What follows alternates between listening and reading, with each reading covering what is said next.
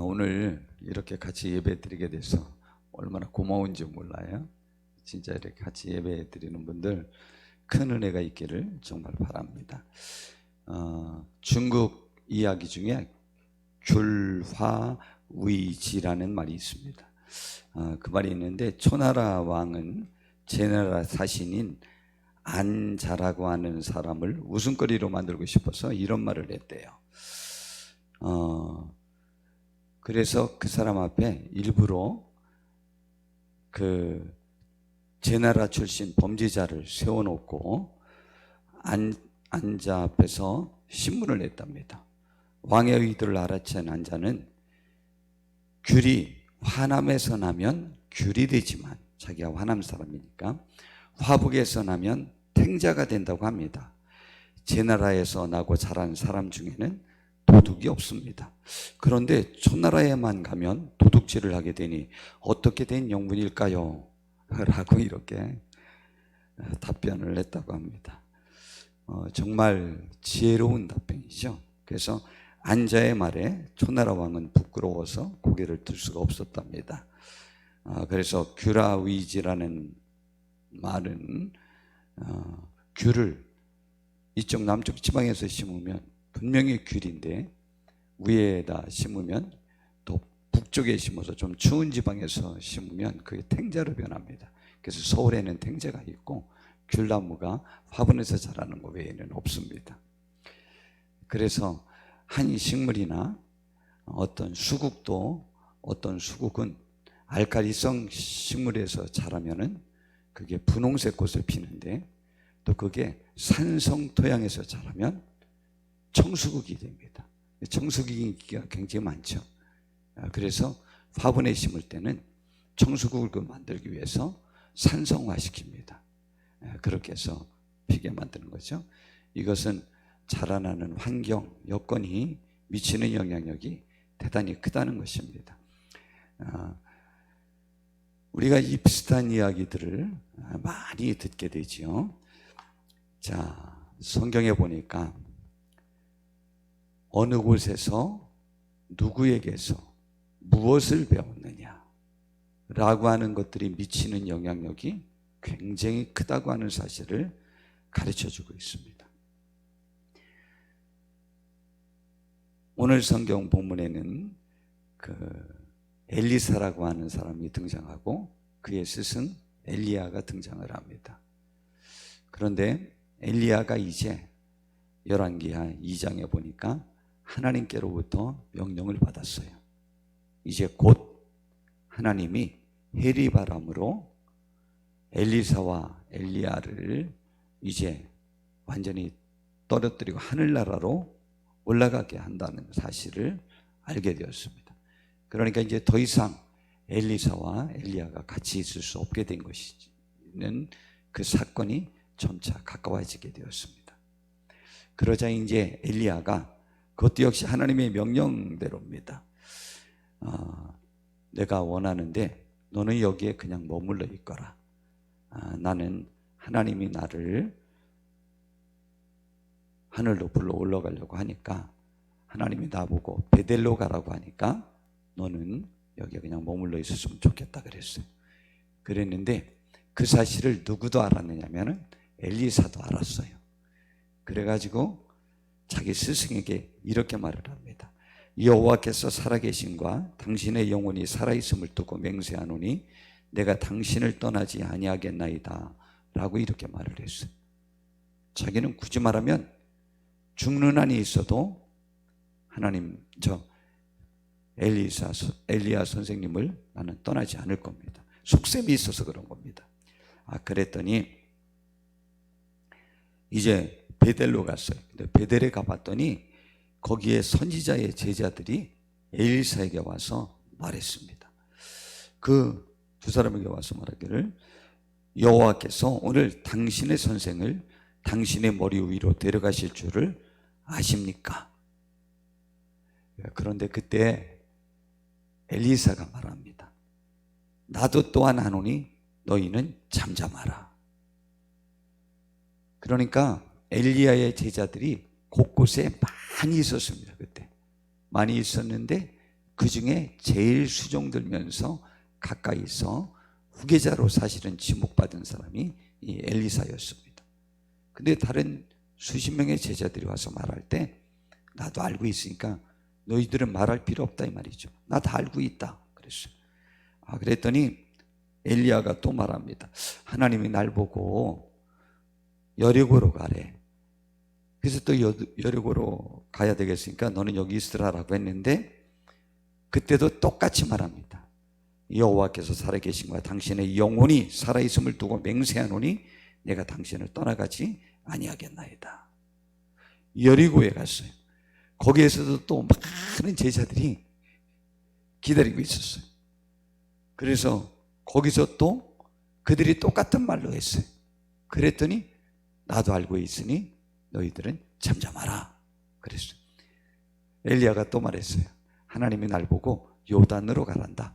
너는 그냥 여기 있거라. 그러자 또 역시 말합니다. 나는 어떠한 경우도 떨어지지 아니할 겁니다 라는 것이죠. 당신을 떠나지 않겠다. 무슨 계산이 있었느냐? 이제 엘리야로부터 나오는 그 능력을 자기도 받고 싶었던 거죠. 자, 그런데 이제 선지자, 제자 50명이 나와가지고 그들이 요단강을 건너는 모습을 봤습니다. 근데 그들이 보고 있는 가운데 그 두 사람이 요단가에 서 있다가 엘리야가 갑자기 자기 겉옷을 싹 벗더니 그 겉옷으로 그 물을 내리쳤어요. 그래서 물이 이리저리 갈라지고 두 사람이 마른 땅처럼 그 요단강을 건넜습니다. 그리고 요단강을 건너가서 이제 엘리야가 엘리사에게 물어봤습니다. 하나님이 나를 이제 너에게서 데려갈 건데 내가 너에게 어떻게 해주기를 바래서 이렇게 쫓아오느냐? 네가 나에게 필요한 것을 구하라. 그렇게 말을 했습니다. 그랬더니 엘리사가 이미 준비한 거죠. 지금 갑자기 생각한 것 아닙니다. 그것 때문에 지금 쫓아왔던 거죠.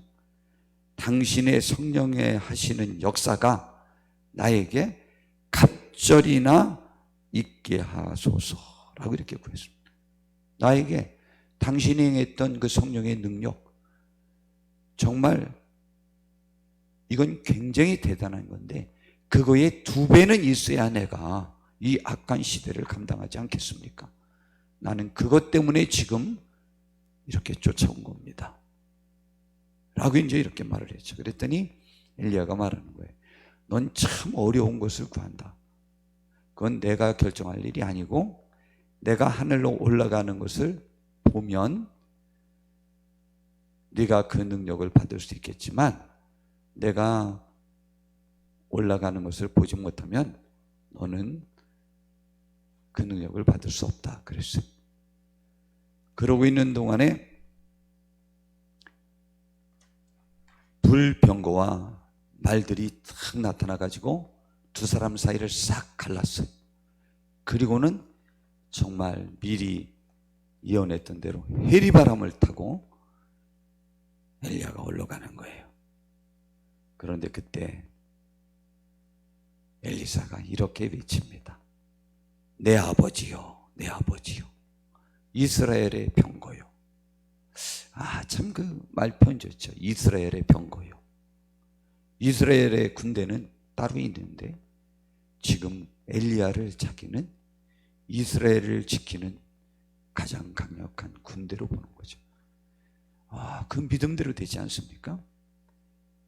그런데 그러면서 하늘을 쳐다보고 있다가 이제 엘리야가 떨어뜨리고 간 그 겉옷을 그가 주워가지고 돌아왔습니다. 더 이상 하늘을 쳐다보지도 않아요. 아쉬워하지도 않아. 엘리사가요 아주 과단성이 있고 결단성이 있고 모든 상황을 지혜롭게 판단하는 훌륭한 사람임을 알 수 있습니다. 하늘 쳐다봐야 되지 않을 것 다 알고 있습니다. 그냥 엘리야의 겉옷만 팍 주워가지고 돌아옵니다. 돌아와서 이제 거기 50여 명이 기다리고 있는 그 제자들 앞에 그들에게 이제 가야 되겠는데 요단강에 떡 있는 거예요.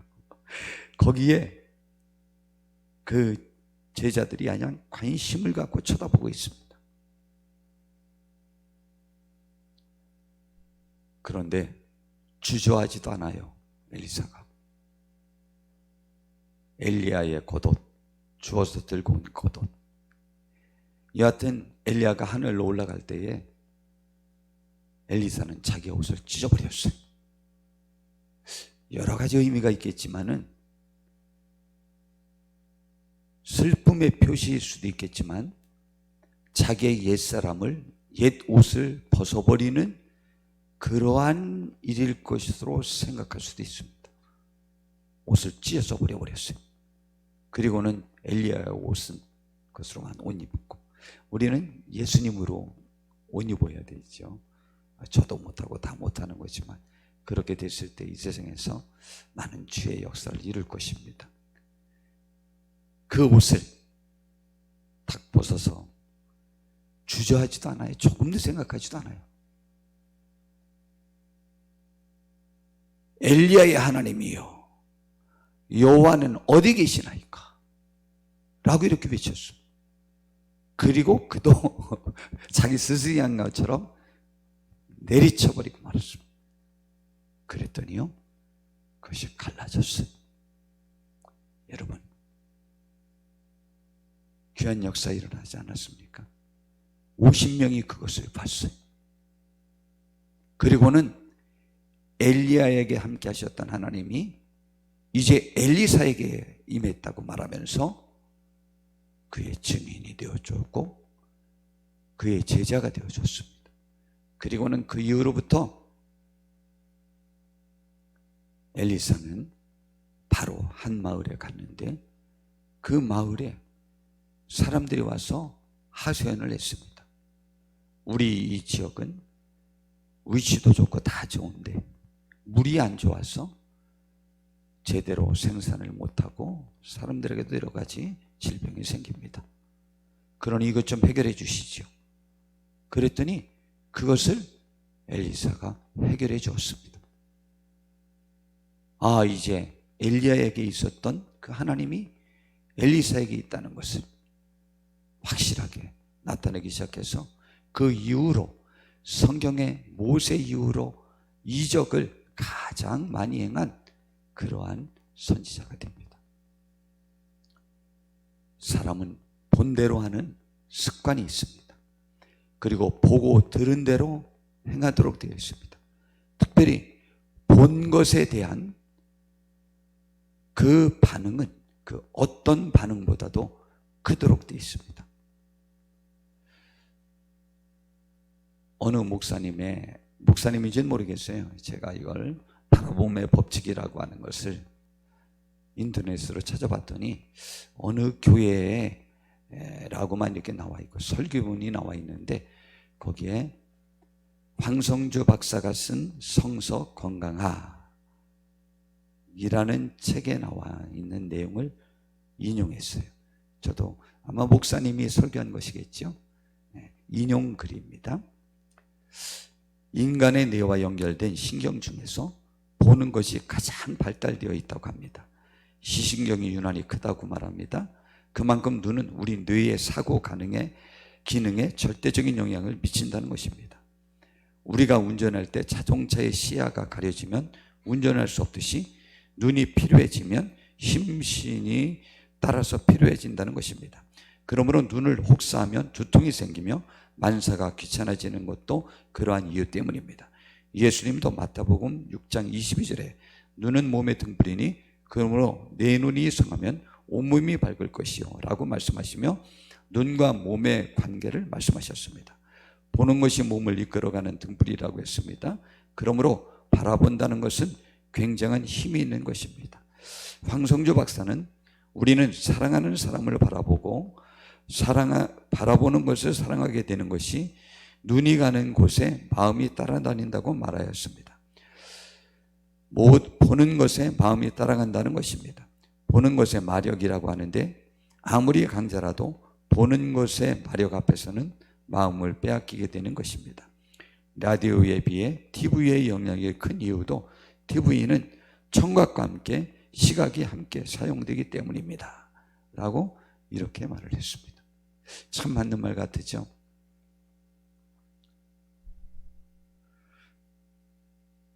이제 여호수아를 좀 살펴보겠습니다. 여호수아도 요단강을 갈랐습니다. 그리고 여호수아는 여리고 성도 무너뜨렸습니다. 물론 하나님이 하신 거죠. 그러나 여호수아를 통해서 한 거죠. 근데 여호수아는 누구의 수종, 누구의 경무원, 누구의 보좌관, 누구의 비서였냐면 모세의 비서였습니다. 모세를 가장 가깝게 근접해서 모셨고 보호했던 경호원과 같은 사람이고 아주 믿음이 축축난 사람이었습니다.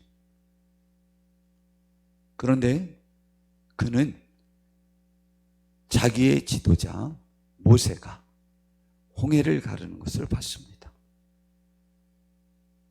이스라엘 백성들이 애굽에서 나오는 것도 봤고 나왔는데 7일 만에 애굽의 바로가 쫓아왔지 않습니까?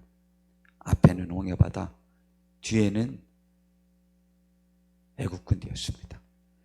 그때 이스라엘 백성들이 한 말이 참 기가 막힌 말이죠. 출애굽기 14장 10절부터 보니까 우리가 애굽에 매장지가 없어서 이곳 사막의 광야로 끌고 나와서 우리를 이곳에서 죽이려고 데리고 나왔냐. 이야, 기가 막힌 말하죠. 언제 그들이 한 명이라도 죽었습니까? 아닙니다. 그런데 그들은 지레 겁먹고 그렇게 한 거예요. 그러면서 그들이 그때부터 원망을 하는 것이죠. 우리가 애굽에 있을 때부터 본래 당신에게 이런 말을 하지 않았느냐. 그런데 왜 우리를 이곳에 이끌어내서 이렇게 어려움을 겪게 하느냐 라고 그렇게 한 것이었습니다. 그러나 모세는 13절에 이렇게 말합니다. 너희는 두려워하지 말고 가만히 있어서 여호와께서 오늘 너희를 위하여 행하시는 구원을 보라. 너희가 오늘 본 애굽 사람을 영원히 다시 보지 아니하리라. 여호와께서 너희를 위하여 싸우시리니 너희는 그냥 가만히 그의 구원만 보라. 가만히 있을지어다 라고 말했습니다. 그리고는 홍해바다를 가르고 이스라엘 백성들을 건너게 하고 또 이스라엘 백성들이 건너는 것을 보았던 애굽 군대가 자기들도 될까 해서 거기 건넜다가 그냥 애굽 군대 전체가 몰살해버리고 말았습니다. 그 부분을 히브리서 11장 29절에는 믿음으로 그들은 홍해를 육지같이 건넜으나 모세가 인도하는 그 이스라엘 백성의 말이죠. 건넜으나 애굽 사람들은 이것을 시험하다가 빠져 죽었어요. 그 모세의 그 모습을 보고 얼마나 여호수아의 심장이 뛰었겠습니까? 이야 했을 것 아닙니까? 드디어 모세의 후계자가 되었습니다.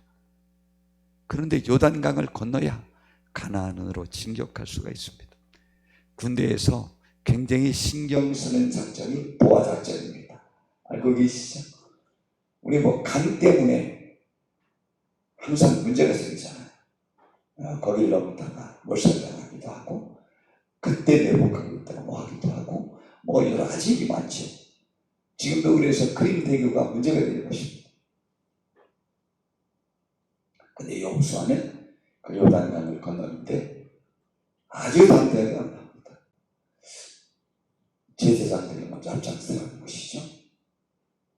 그리고 그 뒤를 이스라엘 백성들이 이제 군대가 따라가는데 여호와의 언약궤를 맨 그 제사장들이 그 요단강가에 가서 발로 그냥 물을 빼보라.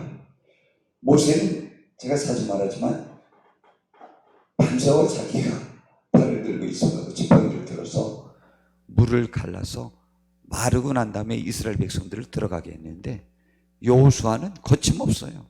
제사장들 보고 그냥 요단강으로 뛰어 들어가라는 거예요. 그냥 밟아버리라는 거예요. 밟는 순간 물이 갈라졌습니다. 놀랍죠? 이스라엘 백성 건너갔습니다. 야, 여리고성 무너뜨립니다. 제사장들과 정예부대가 앞장서고 나팔을 불면서 따르고 군인들이 이제 그 다음에 따르고 이스라엘 백성이 따르면서 일주일 동안을 거기에 돌게 만들잖아요. 그리고 마지막 날은 7바퀴 돌고 소리를 외치면 무너질 것이라고 했는데 무너졌습니다. 참 미친 짓이죠. 그게 무슨 전술이에요? 그런데 그것이 먹혀서 되어졌습니다. 그래서 여리고성이 무너졌어요. 여호수아는 모세를 보고 배운 것이었습니다. 여러분, 보고 배우는 것은 너무 중요합니다. 아까 규라 위지와 같은 내용인데 우리가 너무 잘 아는 맹모 삼천지교라고 하는 이야기가 있지 않습니까? 그 맹자는 그의 아버지가 일찍 돌아가셔서 그의 어머니가 키웠습니다. 그런데 처음에는 어디 가서 살았느냐면 묘지 근처에서 살았어요. 공동묘지죠. 그랬더니 맹자는 장사를 지내는 일이나 앉았다 일어났다며 우는 것을 흉내내기 시작했습니다. 그러자 그 어머니가 생각했습니다. 이곳은 아이를 살게 할 곳이 못 되는구나 라고 말하고 그곳을 떠나 이제 시장 근처 도살장에 가까운 곳에서 집을 정하고 살았습니다. 근데 맹자는 자기 아들이 장사하는 것과 도살하는 일을 흉내냈습니다. 그래서 어머니는 이곳 역시 아이를 살게 할 곳이 못 되는구나 라고 말하고 이어 학교 옆으로 이사를 했습니다. 그랬더니 옛날에 서당에서는 매월 초하루가 되면 관원들이 문묘에 들어와서 또 예를 다하고 모든 절차를 따라서 제사도 지내고 하는 것들이 있잖아요. 그런 것을 보더니 그런 것을 습관하고 또 서당에서 글을 읽는 것을 배워서 그런 습관들을 들이더라 이 말이죠. 아주 세계적으로 너무 유명한 것이죠. 이 영화는 환경, 무엇을 보느냐, 무엇을 들었느냐, 보고 듣는 것, 이것은 나의 행동을 결정하게 되는 경우가 사실은 너무 많습니다. 그러므로 우리들은 정말 나를 살리고 나에게 유익을 끼치는 것들을 봐야 하고 또 그런 것들을 우리는 조성시켜 주려고 노력해야 되고 나의 자녀들과 나에게도 사실은 그러한 일이 있어야만 하는 것입니다. 여러분, 우리는 보고 배운 대로 합니다. 정말입니다. 누구에게서 무엇을 보느냐와 어떻게 배웠는가는 매우 중요합니다. 그리고 보고 들은 것은 우리들에게 꿈을 갖게 만듭니다. 여러분, 미국 권투선수, 세계적으로 누가 제일 훌륭한 권투선수냐라는 것에 대해서는 시각의 차이가 좀 있긴 하지만은, 관점의 차이가 있지만은 제일 그래도 영웅은 무하마드 알리입니다.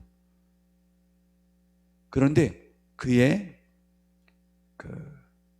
스파링 상대이고 이 알리를 제일 존경하는 홀리필드라는 사람이 또 세계 챔피언이 됩니다.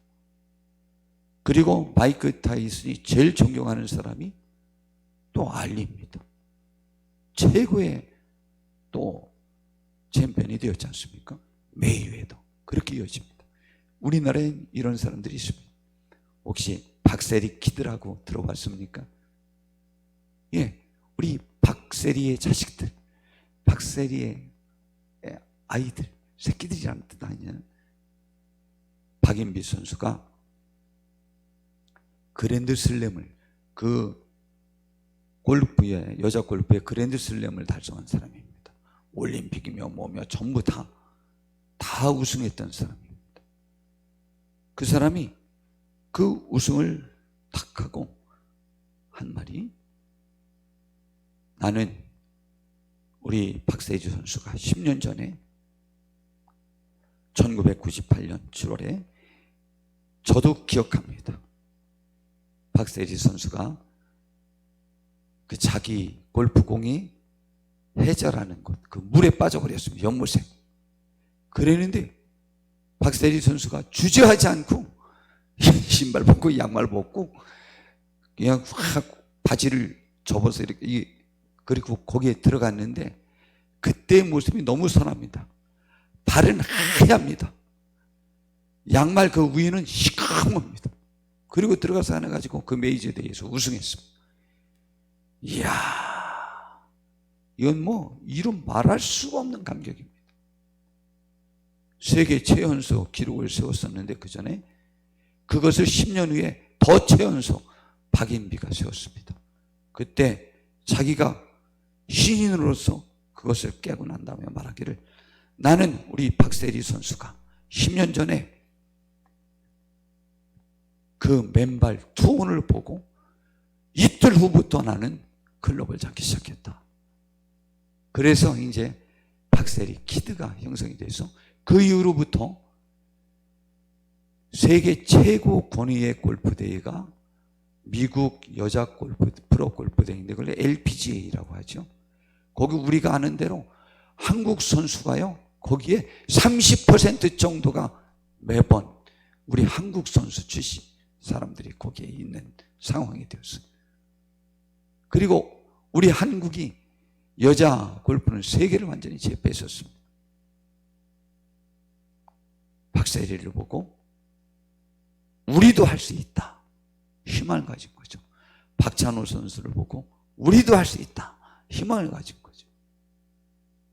그리고 그들을 흉내내고 하다가 그런 선수가 되었습니다. 아니, 그들을 뛰어넘는 선수가 되었습니다. 제가 여기에 준비하진 못했는데 제가 꼭 전하고 싶었던 사람이 있습니다. 휘필드라는 사람입니다. 영국의 유명한 설교자인데 그 사람은 요한 웨슬레 시대에 거의 같이 활동했던 사람입니다. 그런데 저는 요한 웨슬레도 감격스럽지만은 그 휘필드에 대한 이야기를 접할 때마다 저는 왜 그렇게 심장이 뛰는지 몰라요. 그는 술집을 하는 어머니 밑에서 자랐습니다. 그런데 자기 지구 목사님이 어머니에게 신방을 왔습니다. 그러면 신방을 오고 가면 그 휘필드는 그 목사님의 흉내를 내면서 그에게 주어진 시간 동안, 많은 시간 동안 설교를 하는 거예요. 막 골목에서 막 외쳐서 막 설교를 하는 거예요. 그리고 그 꿈을 가졌어요. 그래가지고 요한 웨슬레 목사님보다도 어쩌면 더 열정적인 그런 설교자가 되었습니다. 저는 그 이야기가 왜 그렇게, 저는 왜 그렇게 심장이 뛰는지 몰라요. 그 휘필드 그 목사님을 생각하면. 우리는 믿음의 선배들과 예수님의 신앙을 본받는 사람이 되어야만 합니다. 하나님은 우리에게 이런 말씀을 주셨습니다. 디모데후서 3장 13절서 17절에 보니까 악한 사람들과 속이는 자들은 더욱 악하여져서 속이기도 하고 속기도 하나니 이 세상이 악한 사람들로 차 있다. 그리고 서로 속고 서로 속인다. 그러나 너는, 디모데야, 너는, 젊은 너는 배우고 확신한 일에 거하라. 그런데 그들이 속이고 속고 서로 하는데 자기 삶에 대해서 그들은 확신하지 못한다는 거예요. 너는 내가 누구에게서 배운 것을 알며 또 어려서부터 너는 성경을 알았나니. 누구에게서 배웠겠어요? 디모데 목사님은 바울 사도에게 배웠고 그의 어머니에게 배웠고 그의 외할머니에게 배웠고 곧 성경을 배운 거예요. 성경을. 너는 어려서부터 성경을 알았나니 성경은 능히 너로 하여금 그리스도 예수 안에 있는 믿음으로 말미암아 구원에 이르는 지혜가 있게 하나니라. 모든 성경은 하나님의 감동에 된 것으로 교훈과 책망과 바르게 함과 의로 교육하기에 유익하니 이는 하나님의 사람으로 온전하게 하며 모든 선한 일을 행할 능력을 갖추게 하려 함이라 그랬습니다. 우리는 어디에서 무엇을 배워야 할는지를 분명히 하여야만 합니다. 히브리서 11장 1절에서 3절에 보니까 믿음에 관한 정의를 히브리서 11장에서는 너무 잘하고 있습니다. 믿음은 바라는 것들의 실상이요 보이지 않는 것들의 증거니 선진들이 믿음의 선배들이 이로써 증거를 얻었느니라.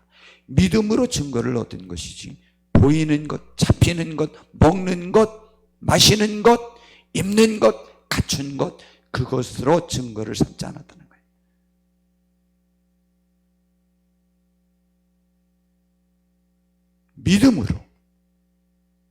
믿음으로 모든 세계가 하나님의 말씀으로 지어진 줄을 아나니 보이는 것은 나타난 것으로 말미암아 된 것이 아니니라.